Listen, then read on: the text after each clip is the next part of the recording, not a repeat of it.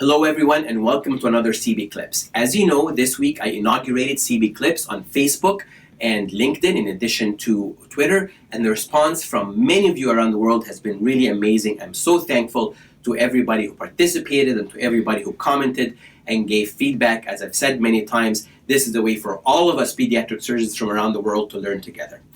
In this week's CB Clips, I really wanted to go over a very important clinical principle in pediatric surgery, and that is how to differentiate the neonate who presents with duodenal obstruction and has a high suspicion of a midgut valvulus. So in order to do that, let's just review what the differential diagnosis of a duodenal obstruction is in a neonate. There really aren't that many common entities. There are three intrinsic ones, that is duodenal atresia, duodenal stenosis, also known as a diaphragm or a windsock, and annular pancreas. And then there is the extrinsic obstruction, which is the midgut valvulus, the malrotation with or without a midgut valvulus.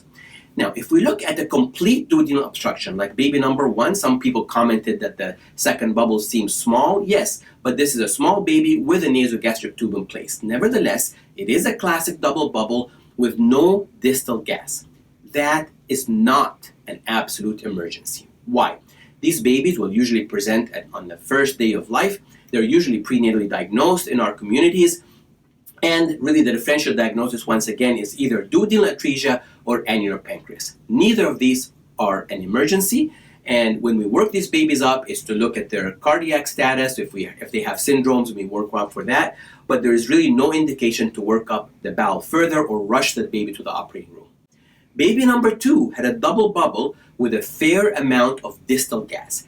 That's the baby you should be concerned about. Why?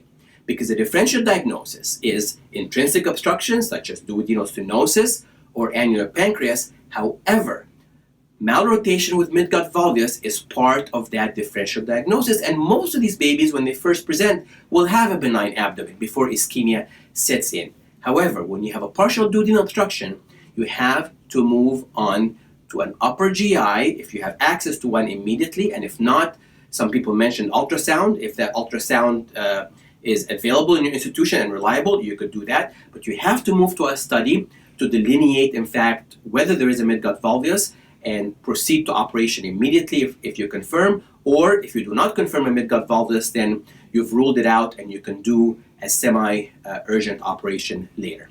So once again, I'm showing you the images of baby number 2 that shows the definitive upper GI study that confirms a midgut valvulus as well as the findings at operation. You can see this is the bowel after it had been detorsed, and you can see the very narrow pedicle that the bowel was based on. And in fact, this baby had an LATS procedure with no ischemia and no complications. So to finally emphasize again the clinical principle, a partial duodenal obstruction is an absolute emergency in a baby. You have to suspect midgut valvulus and move on immediately to an upper GI. And if you don't have access to a confirmation study, then proceed to surgery emergently. Thank you, and until another CB Clips.